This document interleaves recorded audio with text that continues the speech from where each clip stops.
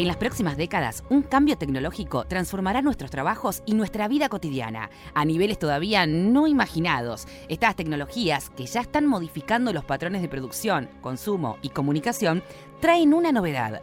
A diferencia de otros episodios de la historia, en esta oportunidad, la máquina no pretende reemplazar el músculo humano, sino a su cerebro. ¿Sobre qué base se apoya esta revolución y hasta dónde llegarán sus alcances? En este episodio te contaremos sobre su prehistoria, su enorme potencial y sobre las habilidades donde los robots quizás jamás nos podrán superar. El término inteligencia artificial existe desde más o menos desde el mismo inicio de las tecnologías de la información. La ciencia informática nació hace, podríamos decir, casi 100 años y sus aplicaciones empezaron a tener sentido y sentido práctico terminando la Segunda Guerra Mundial, cuando se pudieron empezar a implementar físicamente algunas de las ideas que eran solo teóricas hasta pocos años antes. En los años 40 o 50 del siglo pasado ya se hablaba de inteligencia artificial. En los años 70 tuvo un boom y parecía muerta y revivió en los años, digamos, en esta última década o un poquito más de una década. En todos los casos, a lo que se refiere es a distintas formas de intentar emular la forma de razonamiento, de pensamiento de los seres humanos a través de computadoras, y quizás emular no sea una buena palabra porque resulta que los resultados finalmente se están obteniendo, los mejores resultados se están obteniendo en la última ola, por lo menos, en la última hasta ahora, que no va a ser la última en la historia. Los resultados se están obteniendo mediante mecanismos que no emulan la forma de pensar del ser humano, o que si lo hacen de manera muy tangencial. Lo actual se parece más a la utilización de la fuerza bruta. En muchos sentidos se parece más a la utilización de ciertas cosas que podríamos catalogar como fuerza bruta que a verdadera inteligencia.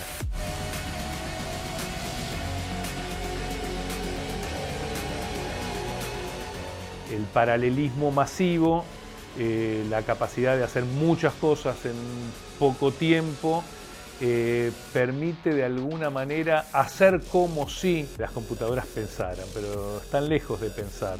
Siguen siendo computadoras programadas que hacen tareas repetitivas, pero las hacen muy rápido, muy eficientemente, muy bien, y con un twist que hubo de forma de aplicarlas que realmente permite que estemos hablando de una nueva era de la inteligencia artificial. Vivimos generando datos a cada hora del día, interactuando con computadoras, smartphones o sensores que alguien se encarga de almacenar. El doctor en Ciencias de la Comunicación, Esteban Feuerstein, y el economista y estadístico Walter Sosa Escudero nos brindan un relato sobre condiciones de posibilidad de la revolución digital. ¿Qué es Big Data? Bueno, es un término un poquitito cerveza artesanal, parripollo, que lo más obvio es que quiere decir un montón de datos, ¿no? Pero es un poco bastante más que eso. Big Data son muchos datos que están generados por interactuar con cosas que están interconectadas, ¿no? Como los teléfonos celulares, las redes sociales, las computadoras, etcétera, etcétera. Y eso genera una barbaridad de datos a una velocidad alarmante. Pero no es que ahora tenemos más de los viejos datos, o sea, habría que cotejarlos con los datos de encuestas, con los datos de experimentos de laboratorio, con los datos de sondeo, de focus group, pero esos datos son muy sistemáticos, están muy armados para poder ser aprovechados instantáneamente. O sea, vos respondés una encuesta y estás accediendo a participar en una encuesta. En cambio, cuando yo paso la tarjeta SUBE, es simplemente que me quiero subir al colectivo y en ese acto estoy generando datos. Entonces, esa espontaneidad, esa anarquía, caracteriza Big Data y bastante más que más datos. Son muchos datos, pero no es más de lo mismo.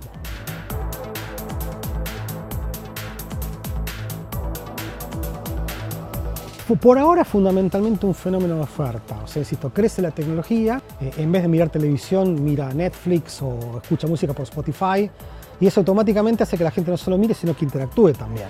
Yo vi esta película y además cuento que vi esta película. Pero en definitiva, toda esa manera de interacciones el hecho de que la tecnología está disponible y a la gente le gusta usarla, genera una explosión de datos masivos, ¿no? ¿De cuántos datos estamos hablando de Big Data? Bueno, son cifras que superan cualquier continente que tenemos en la cabeza, ¿no?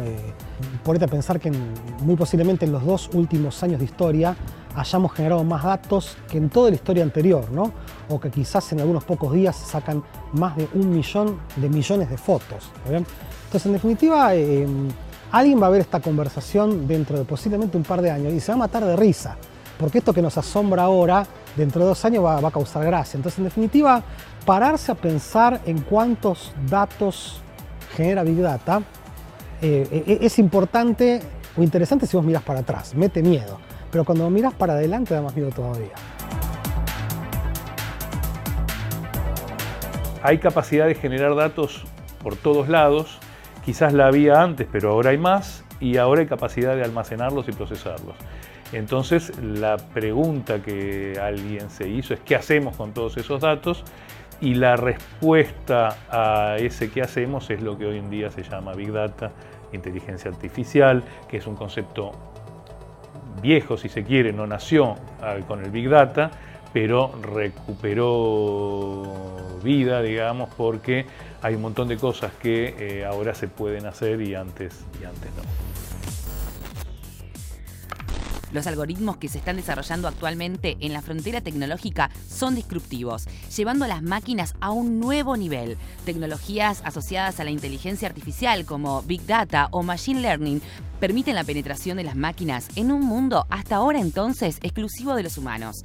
Las tareas de planificación, coordinación y administración de los procesos. Pero, ¿qué hay dentro de la caja negra de la inteligencia artificial?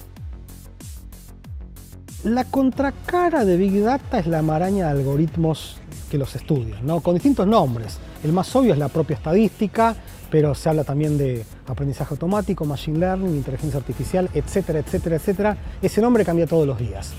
¿En qué se diferencia de lo que habíamos heredado como ciencia, ¿no? Cuando había pocos datos, vos tenías una necesidad de tener teorías relativamente finas, ¿bien? Y basarte en experiencias concretas. Entonces el rol tradicional de la estadística, si se quiere, era con esos pocos datos, munidos de teorías relativamente finas, implementar alguna tecnología que te permita construir el modelo, vamos a decirlo, ¿no? La revolución de aprendizaje automático es que no parte de ningún modelo obvio, o sea, justamente es el ver cómo funcionan los datos el que te permite reconstruir el modelo. O sea, vos estás siempre en esta recursión en donde vos estudias datos, construís un modelo, los evaluás y retuneás el modelo para que vaya funcionando cada vez mejor. O sea, la idea el resumen es que antes hablábamos de estimar un modelo, de predecir un resultado, ahora hablamos de aprender, ¿está bien? Y es un poquito más que un juego de palabras, porque antes el modelo es como que estaba dado, vamos a construirlo, vamos a usarlo, ahora es vamos a construirlo, vamos a usarlo, vamos a evaluarlo y vamos a volver para atrás para seguir construyéndolo. Es mucho más dinámico, más circular. Históricamente hubo siempre una especie de carrera entre la capacidad de generar, la capacidad de almacenar y la capacidad de procesar, ¿no? Siempre hubo más datos que los que se podían procesar eficientemente y entonces justamente el trabajo de los informáticos era tratar de procesar lo mejor posible con lo que había a disposición. Y otros informáticos trataban de generar máquinas más veloces y máquinas más grandes. Y de esa evolución se produce este cambio que estamos diciendo. Aún hoy es mayor la capacidad de generar que la de procesar. Entonces es necesario elaborar técnicas que permitan sacar conclusiones como si hubieras procesado todo. Perder un poco de información e igual dar buenos resultados, no perder información. Depende del caso. Hay situaciones en las cuales es necesario trabajar con toda la información, guardar toda la información y analizarla, y por ahí eso requiere un procesamiento posterior, offline, que permite no hacerlo en tiempo real. Cuando hay necesidad de tiempo real y es necesario tomar alguna medida al respecto, capaz que es necesario saltearse algunas mediciones y confiar en el azar y tomar una cada tanto, aunque sea menos que lo que se podría. Pero bueno, van avanzando en forma pareja en esa carrera virtuosa las técnicas para procesar más datos que los que podemos o para sacar el jugo con las herramientas que se tienen, que es un poco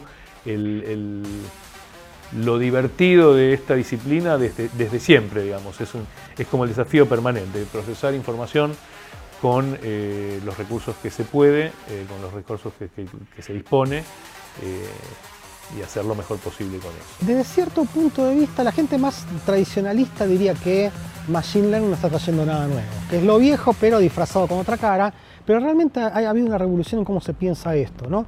Un nexo entre un mundo y el otro son los que se llaman modelos de regresión. O sea, ¿qué es lo que intenta hacer un modelo de regresión? Intenta explicar, predecir una cosa en base a otra. Por ejemplo, yo quiero ver si vas a pagar un crédito o no lo vas a pagar en base a tu historia crediticia o a tus características personales como tu edad, dónde vivís. Entonces, regresar significa algo, lo explico en base a otra cosa. Es una idea viejísima, se remonta a la época de Gauss, los modelos de regresión y los métodos para conocerlos son tan viejos como Gauss. Y a la larga Machine Learning lo que hace es le pega una patada astronómica a los modelos de regresión, porque justamente lo que permiten es no simplemente estimarlos y correrlos, sino reaprenderlos. Entonces, lo que plantea la literatura de Machine Learning, el aprendizaje automático, es una forma ordenada y, si se quiere, positiva, progresiva, de ir construyendo esos modelos a medida que aparecen más datos y que se aprende si los modelos utilizados serán buenos o malos. O sea, en definitiva, es como que la idea de aprendizaje automático es que el modelo de regresión y sus muchas variantes se van reconstruyendo a sí mismo. Mucho de la idea de red neuronal o aprendizaje profundo, deep learning, tiene que ver con estos ejércitos de modelos chiquititos que van interactuando entre sí y son capaces de producir modelos hipercomplejos.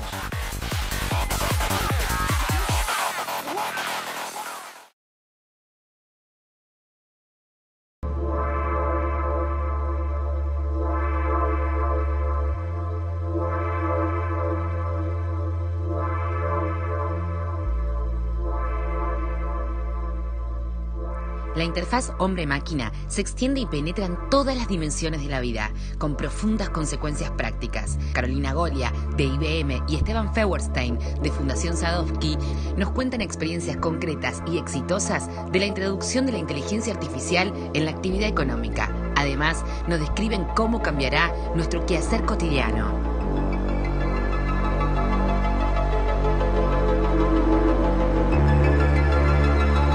IBM tiene una historia de más de 106 años y empezamos con las máquinas tabulares hace ya más de 70, 80 años. En esa época los movimientos que se intentaban realizar eran físicos, con lo cual la digitalización la verdad que casi que no existía, ¿no? Era una ayuda para poder procesar de alguna manera aquellos movimientos más que nada financieros y de alguna forma que tenían que ver con cálculos en grandes dimensiones. Desde el año 1950-56, durante esos años, se empezaron a unificar diversos conceptos que de alguna manera provocaban la acción de que las máquinas empiecen a pensar. Entonces vos tenías por un lado los sistemas de aprendizaje automático, algunas redes neuronales, y se pusieron de acuerdo como una convención de llamar a estas técnicas inteligencia artificial.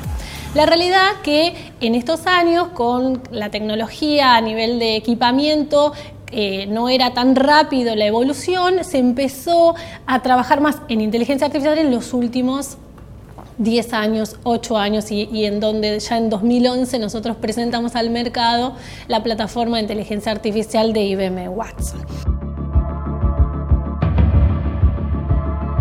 Hello, my name is Watson. IBM Watson es una plataforma que permite diversas capacidades: entendimiento del lenguaje natural, reconocimiento de imágenes, entendimiento del habla, tanto para que le hablen como para poder comunicarse, como también algoritmos de Machine Learning. Dependiendo de cuál sea la capacidad que uno quiere incorporar en sus negocios, uno puede interactuar de una forma gráfica donde no hace falta conocer o ser un científico de datos para poder entrenar a Watson en un dominio en particular. Por lo cual, si nosotros queremos crear un asistente virtual Con Watson solamente le tenemos que indicar las preguntas y las respuestas de nuestro dominio de información para que Watson pueda aprender y nos pueda contestar adecuadamente. La agricultura de precisión es la utilización en agricultura de datos precisos y tomar decisiones con una gran resolución, digamos. La posibilidad de poner distintas cantidades de fertilizantes en un lote y en el lote de al lado, pero llevada al límite. Distinta cantidad de fertilizantes, distinta cantidad de riego, distinta cantidad de semilla en un metro cuadrado y en el metro cuadrado de al lado. Y entonces se puede optimizar los recursos y optimizar el rendimiento basado en la precisión. Palenque es un producto que está actualmente en desarrollo, no está terminado, si bien empezamos hace varios años. Es una plataforma de Big Data para el agro. La idea es que se convierta en un repositorio que permita el acceso a información o a datos de utilidad para el sector agrícola, datos meteorológicos, datos de precios de granos, datos también comerciales, puede ser tan amplio como uno quiera, pero fundamentalmente a lo que apuntamos es a que las empresas que desarrollen ideas de agricultura de precisión o de que necesiten utilizar gran volumen de datos para el agro, tengan facilitado su punto de entrada, digamos, y no necesiten ponerse a recolectar esos datos, sino que sepan que en esa plataforma los datos tiene acceso, utilizando esa plataforma puede acceder fácilmente a todos esos datos. Machine Learning significa que es un algoritmo que va a aprender sin ser programado para ese fin. Con lo cual, basado en información etiquetada que se le puede dar, eso se llama aprendizaje supervisado, va a inferir y va a poder detectar patrones para predecir ese comportamiento con nuevos datos que vienen. Es muy importante entender que, así como está esta técnica de aprendizaje, uno puede usar diferentes algoritmos, como redes neuronales y Deep Learning, que es lo que más se utiliza para el lenguaje natural y para las imágenes. Dado que estos algoritmos aprenden por sí mismos, es muy importante y hacemos un énfasis muy grande para poder generar confianza en estos algoritmos. Con lo cual, la información con la cual son entrenados estos algoritmos tiene que ser de una diversidad bastante amplia para no caer en los sesgos. Claramente, muy importante, poder seguir códigos de ética en el cual IBM participa en forma activa, para poder seguir y poder ayudar a que estos algoritmos de inteligencia artificial puedan ser explicatorios y puedan ser transparentes. La era de las máquinas inteligentes llegó para quedarse. Su aplicación económica aumenta la productividad, reemplaza tareas, genera nuevos negocios y permite nuevas formas de organización. Pero, ¿quiénes son los ganadores y quiénes son los perdedores de estos cambios? ¿Y en qué áreas la incorporación de la inteligencia artificial es una ventaja y en cuáles implica un riesgo? El economista Lucas Sartorio nos explica por qué robots generan más empleos de los que van a sustituir y señala cuáles son las habilidades y competencias con mayor proyección a nivel laboral.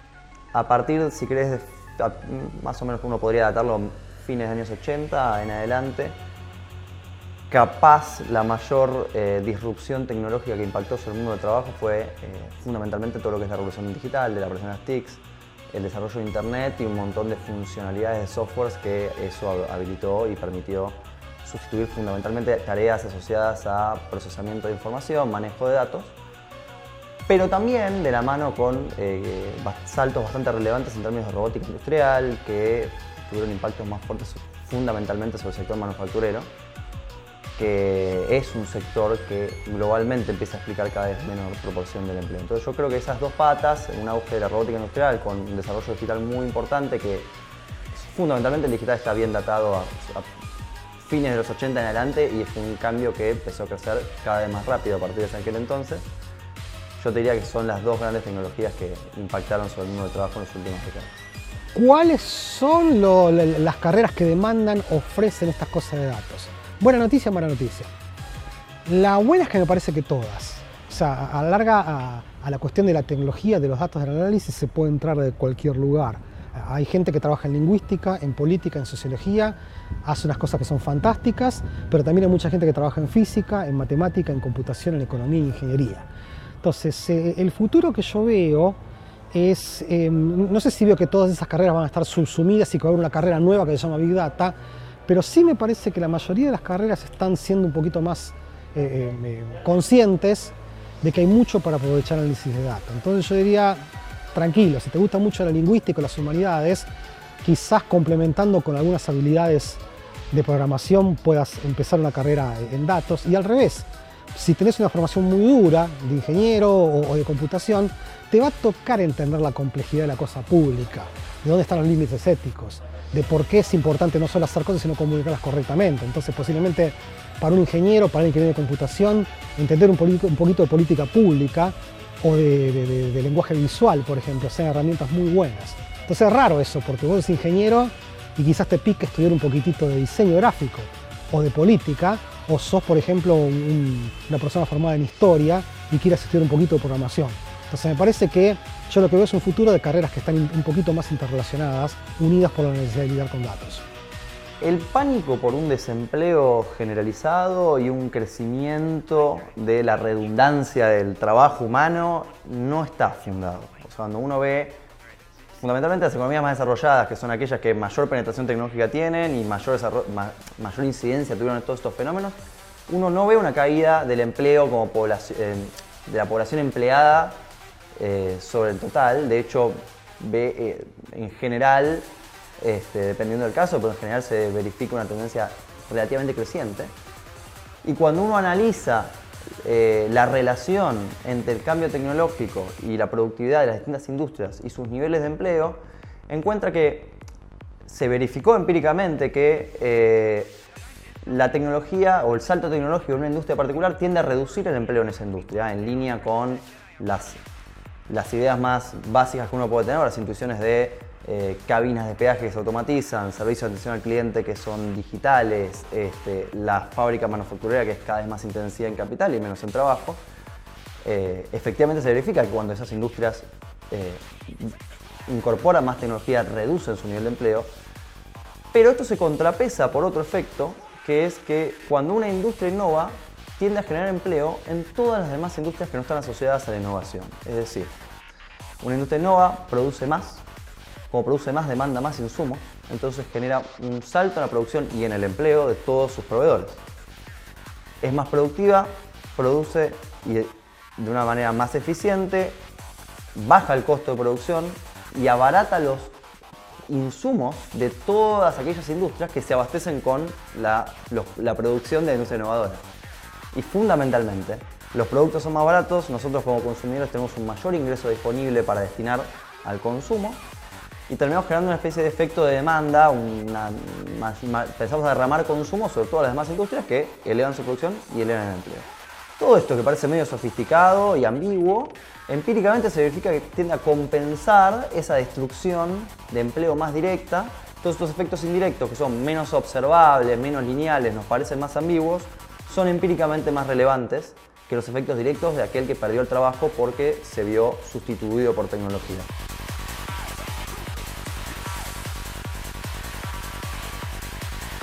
La inteligencia artificial y el Big Data tienen un potencial transformador en absolutamente todas las áreas de la actividad humana. Hay algunos campos que han sido más pioneros, pero también depende de los países, digamos, no es la evolución igual en todos los países, en todos los sectores. Por supuesto que son modas, son olas, en tecnología, en todos los saberes, digamos, siempre hay, se llaman hypes, ¿no? Hay picos de cosas, temas que se ponen de moda, visiones que se ponen de moda y después de un tiempo pasan. Yo creo fuertemente que esto tiene una componente de éxito y de moda actual, pero sin duda es algo que va a quedar, vino para quedarse. Y bueno, y está cambiando el mundo.